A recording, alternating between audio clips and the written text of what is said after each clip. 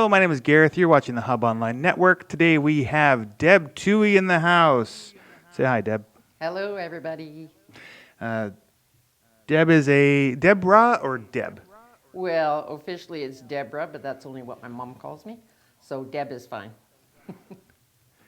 Deb is a counselor in the Village of Ashcroft, and she runs a local establishment. So we're going to start off with how long have you been living in Ashcroft for, and why did you run for council? Okay, well, in 1977, I moved to Ashcroft to try out a job for 1 year. Because, you know, it was kind of hot here. I was young, I was single, I didn't know whether it would be where I wanted to be. And so, yeah, if you add that up, that's a little over 43 years now that that year has lasted. So, yep, I'm well established here. That's for sure. What was the job? I came as early childhood education. So Oh, yeah. we had a daycare center here called the Jack and Jill Daycare, and it was under the village office, where the village office is now. At that time, the old part of the hospital was still on there. And it had gone through, there had been NDP in, and they had gone and put money towards daycare centers. And they had established one, I believe, in about 74. And yeah, I came in 77 and took over at the daycare center. And I learned to know a lot of people around here, their kids, which are now, actually some of them are grandparents now of the kids that I had, the 3, 4, and 5-year-olds. Wow. Are now grandparents. Yeah. How long did you do that for then? Before, when we'll talk about your other business, but how long? Yeah, I did it for about 5 years, but as it is even now, working in a daycare center, even though you have education and you've gone to college, it doesn't pay well. So being young and single and wanted to travel, wanted to purchase a house, all that sort of thing, I did that for, I believe it was 3 years to begin with. And then I went to the dental office and worked there as a receptionist and then eventually office manager. But in between, I did hop back and forth a couple of times. And I put in a total of about 5 years at the daycare, between 77 and about 87 when I had my own daughter, and then she came with me, and it worked out well that way, so that she could come to daycare and I didn't have to leave her behind. So, and now you're married, of course. Your husband, was he an Ashcroft? Oh my gosh. Yes, I couldn't get him out of here no matter what. So yeah, he was born here at the Lady Minto Hospital in 1952. His mom was born on Railway Avenue in a little house. His grandmother was born down on Evans Road down at the slough. And his great-grandmother, I believe, was born down there as well. So as it goes, my grandchildren that live in town here are actually 7th generation, if you don't count the indigenous part of the family. So yeah, they go back a little bit of ways. Yep. Awesome. So then, you go from that dental office, Yep. couple of kids, Yep. and then you, as far as I know, you've had the bakery in town forever. Well, not quite forever. Although the Ashcroft Bakery has been in Ashcroft since 1899. Wow. So it has been around a long time. I'm not sure how to find out if it is the oldest continuous going bakery in British Columbia or not, but I suspect that it might be. So of all those years, I haven't had it. But I have had it over the last 20 years is what I have done. And I did work at the dental office, and I had another little job because I had the Painted Ladies Gallery as well. Okay. So I've always been pretty busy, but the last 10 years just full-time at the bakery. And what made you interested in taking the bakery over? Or have you always been a master at baking, or? Oh, heck no. But my grandmother was, and my Okay. mom was a pretty good baker too. Um, and we lived in the house across the street from the bakery. And let's see, that was around 2000. So things weren't too great. And the bakery actually did close down for a 9-month period during those 121 years that it's been going. And I kept looking at it and looking at it, and the price kept going down and down and down. And I went, oh, it looks so sad. And I've always wanted, I've been in business myself a couple of times with a couple different ventures. And yeah, it looked so sad. And I thought, oh, for the right price, I'm sure people would come and they would support the bakery. Because I knew lots of people in town, and so I actually started out with my sister, and we did a little survey around town, and to ask what people wanted and what they would like to see, and we came up with the idea that there was nowhere for quick grab lunches, soup, sandwiches. You can either have it there or to go, because they never had it as a sit down establishment. So we did 3 months of renovations and got it all looking tip-top. And I remember Laurie Webster at that time was the realtor. And he was sure that we would make a go of it. And we made our first loaves of bread. And they were pretty sad-looking little things. And Laurie came over and he bought our first loaf of bread. And people came in and they bought things. And we would make some errors, like trying things out, new recipes, getting things established. And my sister would write up these little notes, and she'd put them next to maybe a muffin that hadn't quite rised enough. And she'd put a little story there. She'd write a story about, I still taste good, I might not look so great. And people came in and they bought them. And we never looked back. Does your sister still help you run the bakery? No, she doesn't. She retired about 10 years ago. Okay. And she does some other jobs, but she lives in town still. So I took it over solely about 10 years ago. Yeah. Awesome.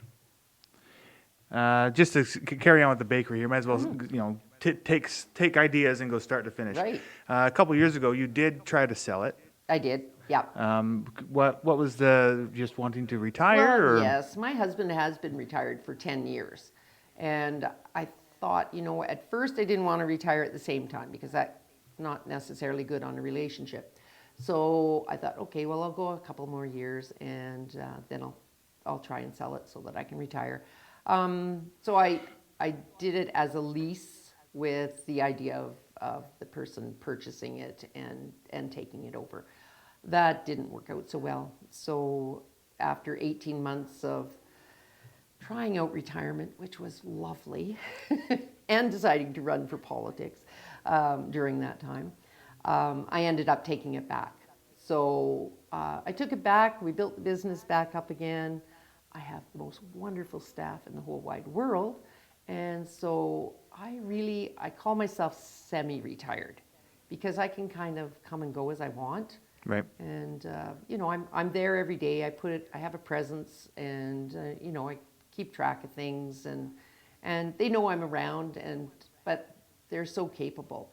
And now it's well enough established that they don't necessarily need me there, and I can afford to pay them, that's a bonus too.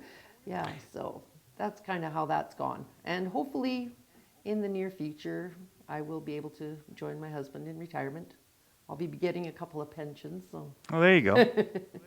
I heard a rumor that you let some townsfolk have a key so they can go in at like 5 a.m. and start drinking coffee. Is that yes, is that substantiated? That was pre-COVID. Okay. There's pre-COVID and there's after COVID. Because they like to have coffee, and we don't like to really. Well, I don't like to get up early. Val is already there by that time, but Okay. She didn't want to bother with having to stop making her bread and look after the customers. So I just gave them a key, and then they came in and they made the first pots of coffee, and they sat and had their coffee, and there's like 5 of them, and Awesome. yeah. So then COVID came. Then COVID came. So Yes. one of the things I've not liked to do, but one of the things I thought would be an interesting angle to talk about with other businesses Yeah. is what was your experience with COVID? What did you do to stay afloat? Did you Yeah. take advantage of the CERB or any of those types of benefits? Yeah. So walk me through the Sure. bakery's process. Sure.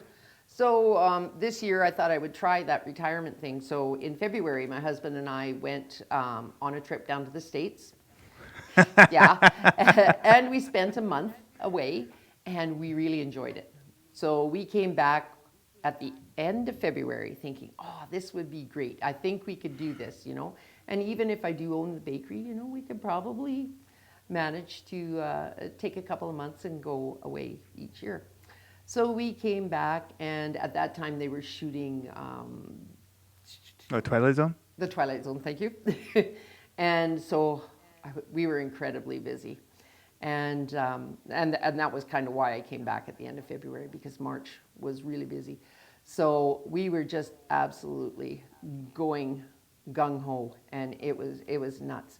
And that ended, and I actually had booked a trip to Bali on March 25th, and I was all excited to be going on this women's retreat and, you know, practicing, like I say, this retirement thing. And COVID hit, and I went, oh my gosh, what are we going to do? And of course, at that time, you don't really know, and I didn't want to expose my staff. I didn't want to expose myself, and my parents still live here in Ashcroft, and my mom is a bit compromised, so I definitely didn't want to, you know, have anything happen. And you, like I say, you don't know, so you want to keep your bubble really small. So I didn't have to close down because being a bakery, we would be essential, especially because of the bread. But I chose to close. So we closed down, I believe, just before the end of March. And we opened again June 11th. Wow. So during that time, though, there was a bit of a crisis going on. Nobody could get yeast, right? And so I thought, okay, well, what can I do? You know, like I'm always thinking. And I thought, what can I do? So on Thursdays, I decided I would have my own little market. So I packaged everything up, and I knew people would want the bread. So on Wednesday afternoon, I made up a fresh batch of bread. And I didn't have to be in contact, so I did it myself. And unfortunately, I had to lay off my staff. But they were able to get the CERB, which was good for them. And so I had bread out there. I had bread mixes out there. I had scone mixes out there. I did really well. I sold flour because flour was hard to get. I sold hundreds and hundreds of pounds of yeast. And so I had that available. So on Thursdays, people would come. I had a box for them to put their money in. They put their money in so that we didn't have to have any contact. And it worked out excellent. It was so busy on those Thursdays that I was able to pay my bills. Right. And I mean, that's what was important, right? To make sure that things got paid. And then, you know, once we started feeling comfortable about what was going to happen, and they started opening up the restaurants a little bit and that sort of thing. And so I said, okay, you know, we have to start thinking. So we came up with a plan, and we put up the plexiglass, and we went to all disposable dishes. We put all the tables outside because it's very small inside. And I mean, usually it's cozy, comfy, everybody feels like a neighbor, right? But at this time, you can't have that. And we have been incredibly busy. I shortened my hours, and I decided to take Monday off because you start changing your priorities. And I thought, I need to have a little more time off. I need to spend a little bit more time with my family, you know, and I just needed more time for me and, like I say, and my family. So, so we're open Tuesday to Saturday now. We don't open till 9, and we close at 4.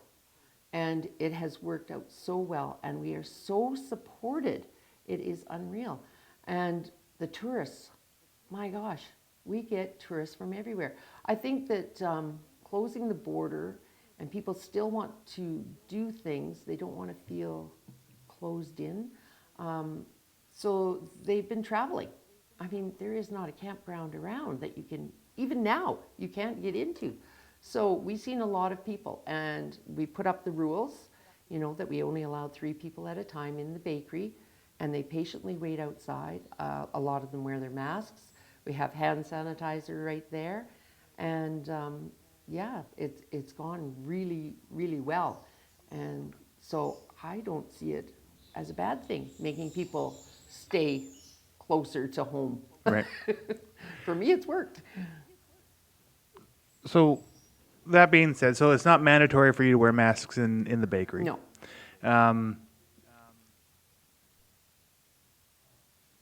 You lost your thought. I lost my thought, and you know what? I do this every time. In every one of my videos, there's always That me. one pause. There's always one thing. You don't have to wear masks in the. Oh yes, okay. So COVID numbers are on the rise. Mm-hmm. So let's see if maybe you have some insider information.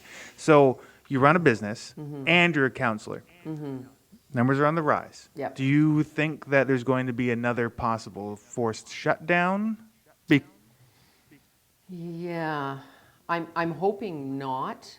I think we have learned a lot. I mean, unless it really, really spikes, we've learned a lot. I have no problem wearing a mask, and I don't think most people don't. If I leave my community, I definitely wear a mask, just because I feel a little bit protected here because it is a small town. But I mean, I still do my social distancing, and of course here you can do a lot outside. But when I travel other places, I definitely wear my mask. And if everybody sticks to the rules, I know rules are not necessarily a good thing, but we have to think about what's best for us. And you have to think about the worst case scenario, you know, that sure, the young people will be probably fine, but my mom.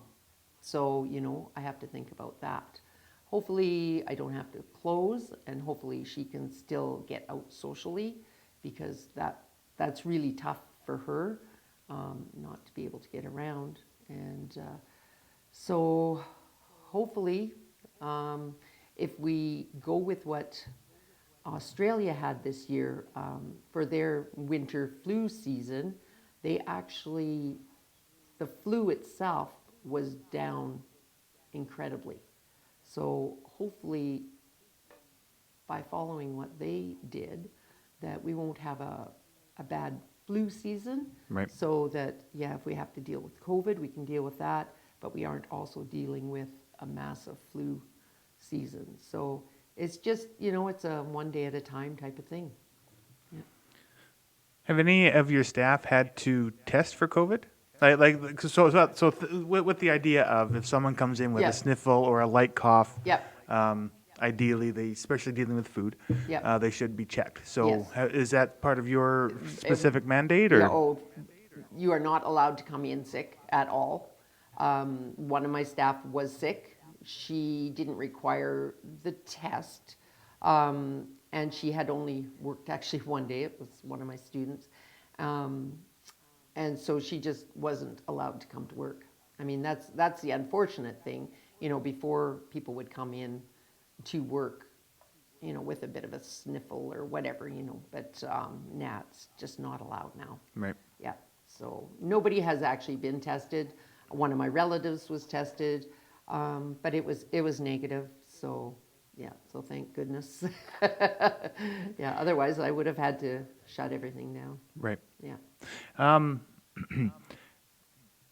Your employees were able to go on CERB, which is great. When you Yeah. when you started back up in June, did you bring people back on the government's plan of paying? The government would pay them 75%. You would pay them 25%. No, I paid them their full wages myself, which I'm actually glad that I did, just because then I qualified for the loan that was available. Oh, So, okay. You took yeah. advantage of that. So I took advantage of the loan, which I haven't had to use. That was what, So- 40,000? Yeah. Yeah. Yeah, so I qualified for almost the full amount. So it's just sitting there in case I need to use it. And I do have some plans of things that I'd like to do, a few improvements and updating at the bakery. So, the money is there for that. Right. Yeah. You take specialized orders for things like cakes and Yep. stuff. So what was the most interesting special order you think you've had to make? Well, some of them might not be able to be told on family TV. We can add some bleeps and bloops. Yes, well, we have a cake pan in a shape. And so I've done that. I've done some female anatomy. I've done, some special cookies. Oh, yeah. Yeah, strange things. Yeah, we don't say no to too much. Nice. And what is the favorite thing that you, like, if you were to go into work and you didn't do anything else but make this one thing for people, what would be the one thing that you think is your favorite thing to make? Gee, I really like doing the cake decorating. I'm artistic, so especially if I have no pressure and I just can do what I want. So that's fun. I also have one staff that can do cakes, so it also takes the pressure off of me so that I don't always have to be the one performing, so to say. But I usually grumble and go, oh, I have to do a cake. But then once I'm there and I get doing it, yeah, I like that. The other thing I really like is when I can have kids come in.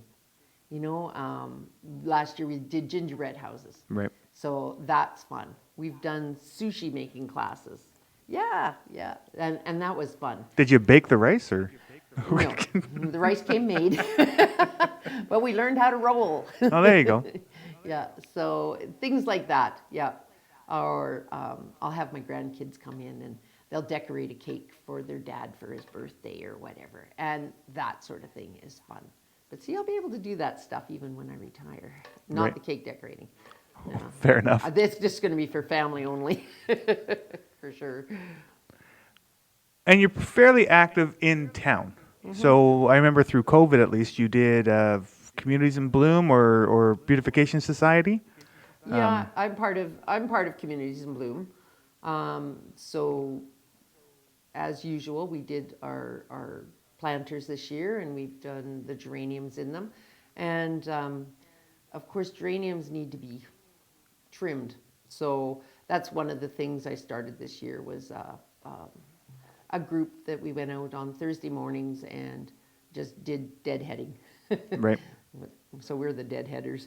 So yeah, just to keep things looking good. Yeah, so we'd get a few garbage bags full. And, there was quite a number of different people come out and people doing it on their own as well. So, anything like that. Recently, I just put some ashtray cans out so that our flower pots don't get used as ashtrays. Yeah, that was, I noticed that a lot when the Twilight Zone was here. A lot of the production team would smoke and put them into the planters. Not that that's a dig against production teams. I work in the movies myself. I'm not a smoker, but now I'm just trying to work through the things you volunteer for. So I know that the other thing that you're on is actually the pathway group for the Hub Online Network. Yep. So I'm going to put you on the spot now. What can we do better, do you think? Oh, I'm so impressed with what has already been done. Like, this is when we first started having our first meetings about ideas of where we could take the Hub Online Network. Like, we never thought it would get to this, and it's just amazing. And so I'm hoping that other small communities, like we can be like a pilot project, and they can learn from us, and we can pass that on, and we can keep going with this sort of thing. Right. Yeah, because anything new is fun. It's exciting. Let's move on. Let's try that. Yeah. Awesome. All right. So now we're going to talk about Councilor Tuohey. Oh, yes, Councilor Tuohey. Okay, so you've been here since the 70s. Yep. You've had businesses, you've Yep. had jobs, you've done all this stuff. You've Yep. been semi-retired for a while. I tried, yeah. Why would you want to run for council? Well, I've always been really, really busy, and I've always been involved with the community. We raised 4 kids. We have a blended family. So we raised 4 children here in Ashcroft, which they all love home. And so I was always involved with school with them, fundraising, grad fundraisers, committees, all that sort of thing. I was on the Chamber of Commerce probably from about 1982 until it no longer existed. President for a while during that time. And, you know, we were trying to get things going and positive in the community. And I really believed in our community, and I wanted to see some positive changes and good things happening. And I'm such a positive thinker. And I thought, oh, well, I'm sure I have the time because kids are all raised and yeah, and you know, grandkids don't need that many hours with me. So what the heck? Why not? I hadn't tried it yet. So yeah, I thought, yeah, I think I could do that. I think, and also way more confident with myself now with age too. Like if I hurt somebody's feelings, I can say sorry. And also if I think they're wrong or that they have a different idea, I will listen, but I will also speak my idea and you know, try to work out a compromise, that sort of thing. So maturity, I was always interested, but I probably wasn't mature enough. I think you have to be old to do that sort of thing. Yeah, some people have old souls. Yeah, that's true. Yeah, because there's some young people that could do it and be great at it. So what was your platform? Like, so I ran for council in Cache Creek 6 years ago. Yep. And I felt like I had a clear, concise plan as to what I wanted to see happen and what I wanted to accomplish if I were elected. Yeah. So what did you run on? Well, don't we all think that we have the answers? Boy, you learn a lot once you're in council. Things don't move quite as fast as you want them to. You're working with other people, and I must say, when I seen who was all going to be on my council, I was like, oh my goodness, how is this going to work? But you know what? We're working so well together. I'm really pleased with that. And we have planning sessions where we decide what is important. Now, all of the things that I thought were important haven't been done yet, but you know, we're working on them. The one thing, my main thing was to get a crosswalk at the library. And that was one of the very first things to happen. I think more than anything specific was to listen to the people of the community. And I think that I'm fairly good at that, so that I can say, yeah, you know what? I think that's something we should work on. And we've accomplished a lot. And I think that's what it comes from. I keep my ear out there, not that I want to hear gossip, but I want to hear if people are disappointed with something, or if they're happy with something, or if they need explaining why we are thinking the way that we are thinking. Yeah, so just letting people know, being open. Well, having a place in town that has coffee available, I would imagine that you do get lots of people that come in. Yeah. Do you have any example, like one example of things that people were going, yes, this was awesome, and maybe one example of things where people go, Oh gosh. did council have to do that? Well, the water treatment plant, of course, that was underway already by the time we got there. It was just started, but still we had a lot of people that were like, you know. And so I was able to explain to them my point of view of why I thought the water treatment plant was a good idea. Because owning a business where you require a lot of water, half of the year I had to be boiling water. I couldn't give people a drink of water out of the tap. This year has, other than COVID, what a wonderful thing to be able to turn on the tap and say, we have good water. Yes, you can have a drink out of our tap. You don't have to buy the bottled water. I'm more than happy to give you a drink out of the tap. That sort of thing. So that was one of the big controversies. And I like that I can tell people, yeah, that's, it was previous council, but we got it going and it's going well. And yeah, I'm really happy with that. Side note to that. Yeah. So question, does your coffee taste different now that it's... No, it doesn't. It tastes pretty much the same, I think. And so what's one positive thing that everybody has sort of hurrahed you for? I don't know. You guys have done nothing positive that the village has found positive? We've done lots of positive things. My goodness, yes. We're getting a new roof on the pool. Awesome. We were able to, the staff at the pool this year, when we couldn't open right away, they painted it and they made the gardens. Oh, that was one thing that used to bother me, was the gardens at the pool, how awful they looked. Well, that all got fixed, even downtown. This year, I must say, I think the staff, the village staff, have done a great job. They've been fixing up different little areas and putting in rock and cleaning it up and just making things look a lot better. So, that was one of the good things that that COVID brought, I guess. It's amazing how you can actually look at it that way. Despite all the bad things that COVID has done, a lot of people have, reconnected with their families. They've learned new skills. They've done that garden. They've painted that pool, right? So, Yeah. it is quite interesting the positives that COVID has brought. Yeah. So hypothetically, you have all the money that you need. You have everybody's approval to just do it. What's one thing that you would do as council? Oh, what would I do? I'd put in a dog park. Okay. I would put in a water park for Okay. kids to play in. I think that would be lots of fun.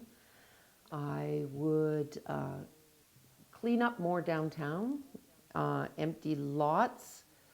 And this is something I would like to see anyways, is even the little pieces, have them made into little park settings so that when you drive through town, even if it's an empty lot, it looks nice, or there's a picnic table sitting there, or, a flower garden, or some grass, or, well, grass takes a lot of water, so, but you could xeriscape. So, things just to make it look better downtown. Yep, that would be one of the things I would do. Having been here for a substantial amount of time, what kind of, and there are some empty places downtown. Mm-hmm. So what kind of businesses do you think that Ashcroft could support on top of what we already have? Yeah, that's hard because, people always want to go to the city and they think it's cheaper and this and that. I know the bakeries aren't, but I think we did have a dollar store at one time. I think we could support a dollar store. And my idea is too, in those empty lots, which actually Marilyn and Andy are doing, is to have a residence above a commercial. And that's one way of having people come from the cities into places like this. We could have a microbrewery, would be an excellent thing. I mean, what a great location. And we have great water. So, that would be a great thing to have. With that, you can have your patio outside. And although, usually we have enough restaurants, but, it always seems to be feast or famine with those. But a microbrewery would be a great idea. What else have we had? we're very lucky with having fields, but we could have more places like that where you could just run and get something that you don't have to go to Kamloops for. We're Right. very lucky with the hardware store we have. They have a great amount of things in there too. So, you know, there's lots of ideas out there. People have to think of them. Some of the bigger things that have been going on in town are a couple things that have sort of been floating through council, but haven't ever, you sort of made a decision, it's never come up again. What is your, if you have one, your opinion on the possibility of cannabis in the area? Oh, I think it's fine. I don't have a problem with it as long as it's not near children. We did a lot of sports like dirt biking and things like that with our children. And that was one thing that I was adamant about. And most of them knew that, yeah, you don't go near this mama bear with any of that. So, you know, it has to be regulated. But I see no problem. I think it's a great business. I don't know if we have enough people that would purchase it. I don't know, you know, but I'm not against it for sure. I'd like to see more edibles, that sort of thing, oils, all that sort of thing, and medicinal, yeah, Right. because lots of people could benefit from that, especially people with cancer, things like that. So, yeah, to have it available would be okay with me. I don't have a problem with that at all. Another thing that's been going on is the sort of back and forth with the Ashcroft Slough and the terminal. Were you the one that was picked to be on No. on the board for that? No, I wasn't. No. So as a citizen / councillor, what are your What are my thoughts? thoughts on it? I know it's a tough one because, of course, the slough is beautiful, and no doubt about that. When I was in my 20s, we partied down there lots. Unfortunately, we didn't use it as much with our kids because people had partied down there so much, and it was dangerous because of all the broken glass, things like that. So I'm not sure over the years whether that has still happened or not. It is private property, and we do have an emotional attachment to it. Bob's great-grandfather actually went to school down there. Oh, In a school, yes. And his great-great-grandfather was buried there, which was William Brink. And 7 years ago, we exhumed him because we knew what was happening at the terminal property. And so him and 2 other bodies of unmarked that we didn't know were put into the local cemetery uptown here. Oh, interesting. So hopefully for the last time. And his headstone, which was down there, was brought up here. And that alone is a whole interesting story of doing that. Bob's grandmother was born down there. So yeah, there's heritage to it, but things change. You know, we recently actually went by boat. My daughter and her husband have a riverboat, which can handle the river. And we recently went up the river. And we could have stopped there because you can do that if you don't do any trespassing because it is high water. But we just went by and took some pictures and that sort of thing. I'm concerned about the danger. And CN Rail definitely does not want people there. And when this first started, it was only CP Rail that was on board. But since then, with a lot of work by the terminal, the CN Rail is also on board. And that's really important for the economy of our area. So the road, I mean, in Evans Road, I mean, that's another one of Bob's great-grandfathers. So, you know, it is all personal to us, but we also are accepting that this change has to happen. And I don't think anybody else can go back 7 generations to what was going on down at the slough. because that was established before Ashcroft was Right. by his ancestors, and that they owned all that property and farmed it. So yeah. Okay. So yeah, things change. Yeah, we don't have to always like it, but yeah. Another big devastating controversy going through town is all this stuff about signs. Oh, No, I'm just kidding. This is not necessarily devastating. I'm just we have a bylaw, a new sign bylaw. I'm making it bigger than it is. So can you I think we're changing a few things with signs. We need to get rid of some ugly signs, which that will be in the bylaw. what might be an example of an ugly sign? Do I name names? You can just describe the sign. Well, as you're on 97C, on the left-hand side, there's one that has not been upkept very well, and various amateurish ones have been added to it. So, Okay. that doesn't look good coming into town. I know there's a lot of people concerned about having to have a wood sign. And yeah, I think we should be looking at that and changing a few things. And I was part of the what the heck was it called? The community, when we did the community plan.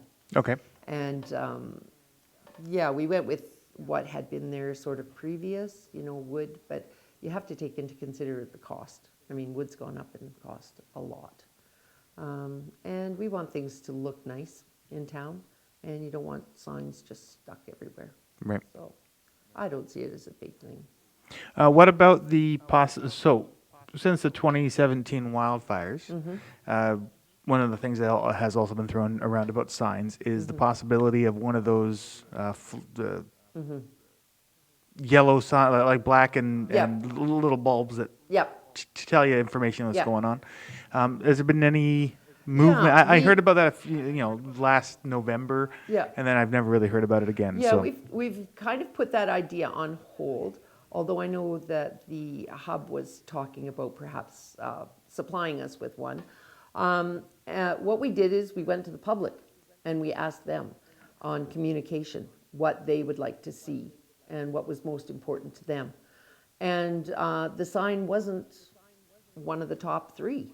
okay. So they like the newsletters, which that surprised me because you see so many in the garbage can. Although I think we've really improved how they look, so hopefully more people are reading them. They wanted an online presence, so we have started doing that with Facebook.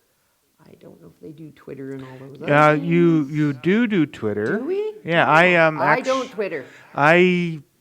When I do my twice weekly news show, and I go to your guys' Facebook page, and it's usually the same thing. Yeah. But just to see if there's anything different, and I read about what you guys have been doing based off of Facebook, and I read your newsletter, the once a month that it comes out. Yep. So.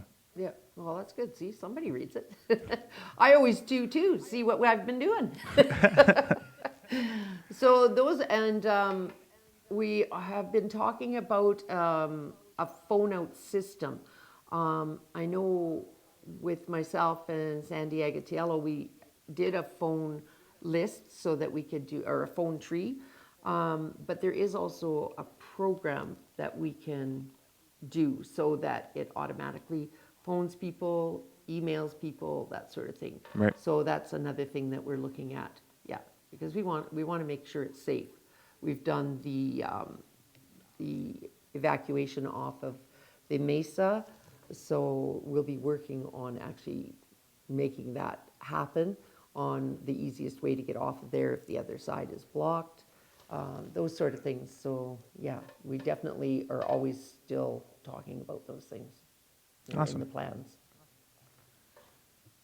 Oh, hang on. Oh no, I was on me the whole time on that last little bit. I'm sorry, everybody. Oh, that's okay. I have no tech person today, so I'm the guy running everything, and the conversation's so good I just can't focus. There you go. And now I have you instead of me being live. There we go. There we go. There we go. Okay, so the businesses in town have all applied, not all, but most have applied for a uh, patio expansion. Yes. So the Central has a patio expansion. Unity has a patio expansion. Is the bakery looking at a possible patio expansion outside the front door? Oh, ideally, that would be wonderful. But I think a new owner could look into that. I actually, when I was over visiting my son in Princeton at the coffee shop there, I checked out how they did it. And in Kamloops as well, they've done with no posts and such. And I think right now our sidewalks are quite wide. We do get the odd complaint because we have a sign up there as well of people, being able to get by. But I mean, it's on 3rd Street, so well, it is busy because the liquor store's there. But it seems to have worked out quite well this year. The other places, they have liquor license. So to them, a lot of their income comes from that sort of thing. So, and they're more food, we're food oriented, but at the bakery, you can come in, you can buy your things, and you can leave a lot easier than you would at a restaurant, right? So we've got people that are going to sit and have coffee, and we have enough room for that right now. But I Okay. mean, it is a thought. I've even thought about how the parking could change and all that sort of thing, because I'm always thinking that's that's the thing. But I don't think I have the energy left in me. The thought is there, the energy isn't. Uh, what have been, as counselor, you talked about sort of red tape and things not being able to move as fast as you would like. Are there any other challenges that you have had? Because that one seems to be the common one through all of these interviews that I've done. Yeah. Are there any other challenges or things that you thought are easier than you thought they would be as part of the municipal system? I think we have been very fortunate. We have a great CAO, and Yogi, our financial fellow, he's phenomenal. So they are always on top of things, and they keep the communication really open. So that's good. It's when you are getting grants for things. Yeah, I mean, look how long it took to get the water treatment plan. I mean, that took a lot of time. And we knew that we had funding for instance, the hot tub. We knew almost a year before we were allowed to say, because the provincial government, if the money's coming from them, they have to announce it so that, I guess they look good, I don't know. I'm not going any further in politics than this. So then we can't say, yes, that's something that we've gotten money for. So yeah, those sort of things, they get a little frustrating, And then, I mean, you get people opposing things, and they take time that you have to explain to them, and they take staff time as well. I haven't seen with Ashcroft anyway too many times that people have been opposed to bigger ideas, or at least if it is somebody opposing this, one person out of the Yeah. people, everybody that has a vote. Yeah. So maybe I'm not seeing it. Has there been too many times that someone No. has voted down? No, I think this is one of the things that this council has been really good at, is being visible, being open, telling people, letting them know what's going on. Like nothing is a secret. If you want to know, you phone. If you have a problem with something, you phone. Like, we want to be open to the community because we are there for them. So we want them to know what we're doing, or if they have an idea that they think we should work on, let's. So I think it's that openness of not hiding anything, and letting them know. So we haven't had a lot of any major complaints about ideas or things that we've come up with. And I think that's why. is because of the openness and the positive. We're all thinking positively. You know, like we're not thinking, oh, can't do that because we're out there. Yep, let's see, how can we do it? You know, what can we make change? Yeah. If there's one counselor that you didn't get along with, who would that be? Counselor? I'm just kidding. That's actually Nobody. That's a joke question. Oh, okay. That's an edit. I just wanted to see what your face would do if I threw you under the bus like that. Yeah, because I don't have one. So all of that being said, then, is there anything that you can let us in on that the council is looking at doing that we don't maybe know yet? Exclusive breaking news on the Hub Online Network. It's pretty boring. Yeah. There might be some more. We have a planning session coming up, which I don't know the date to. I have to do a little research and find out when that is. So, you know, we'll find out things that we have been planning and what's the progress on them and new things that we're planning. I want to see that rainbow sidewalk painted because that's been taking a little bit too long, in my opinion. And of course, everything gets blamed on COVID, but yeah, I would like to see that done. Okay, so we talked about the bakery and COVID, let's talk council and COVID. Has anything changed for you guys? Like, has there been any mandates from the provincial government as to what you guys have to do, other than just, hand sanitizing and social distancing? Social distancing.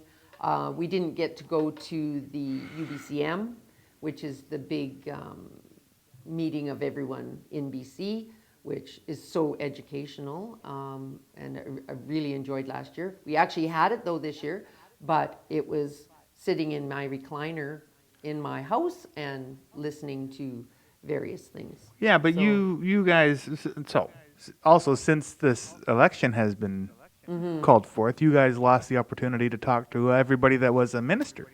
Yeah, well, no, we did talk to some of the ones that we wanted to. Okay. For sure. We did do that.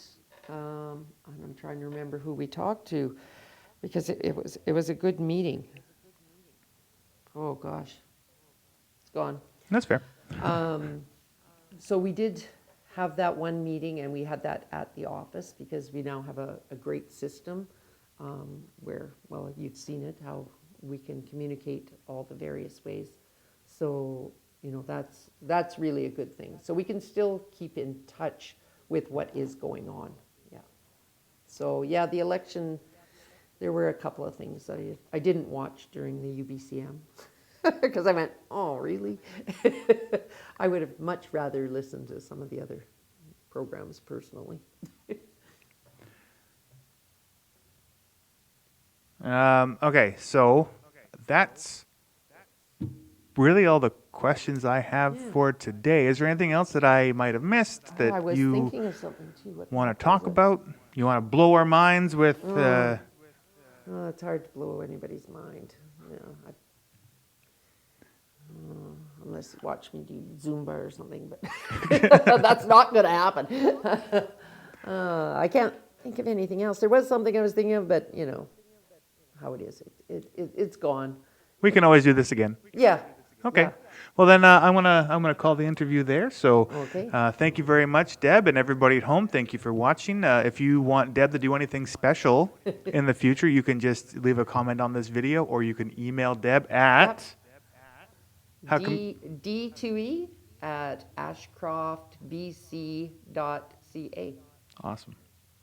So again, thank you all very much. Thank you, Deb, and we will see you all next time.